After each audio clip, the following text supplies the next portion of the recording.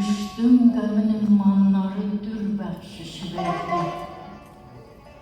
Bilməm nə qədər dürrəyi düzdüm elə bildim. Ömrüm bağı soldu, saf olan bağı tükendi. Şimdi xəzzan, indi qızıl zərgülə bildim. Əqrimlə kömür tutdu qələm, döndü ələmdən, düşmüş üzərinə nəzmi axan çox selə bildim. Bəxtim üzərə tutsam əgər incə qələmdən, sınmış küllayla bitişər mən bildim.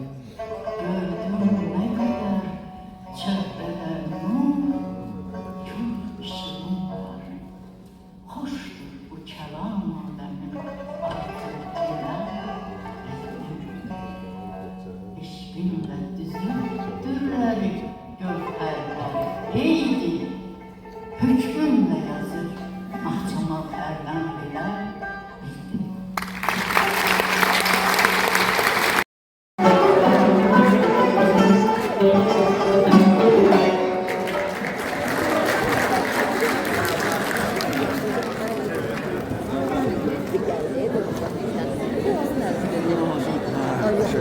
Neden okuyacağım ben?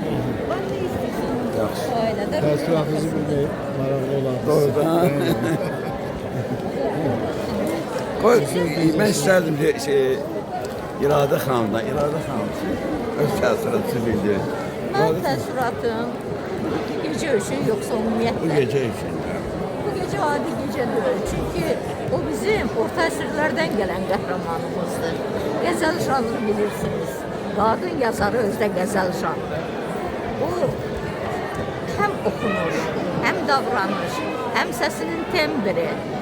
Hər dəfələrlə qeyd eləmişəm. Füzulinin xaki payıdır. Vahid yadigarıdır. Nə desən yaraşır Mahçemal xanıma.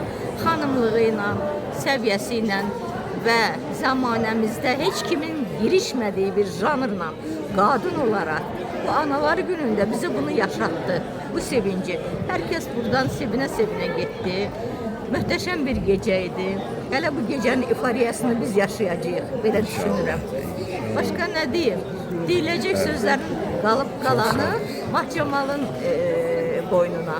Çünki o babalı Sərvərin boynuna deyilər. Mən isə deyirəm, hələ yazacaq. Hələ yaradacaq. Allah var eləsin hər birimizi. Mən ancaq öz minnətdarlığımı bildirirəm elə Tahir müəllim sizə ki, bax, belə bir gecədə bizim səsimizi yazdınız və İradə xanımın səsini eşitmək özü çox böyük bir gözəllikdir. Mahçemal xanımın səsi də gözəldir.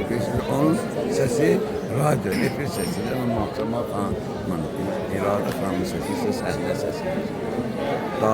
Rəhmətli Dahi Hökümə xanım Rozan Allah'ın sesi.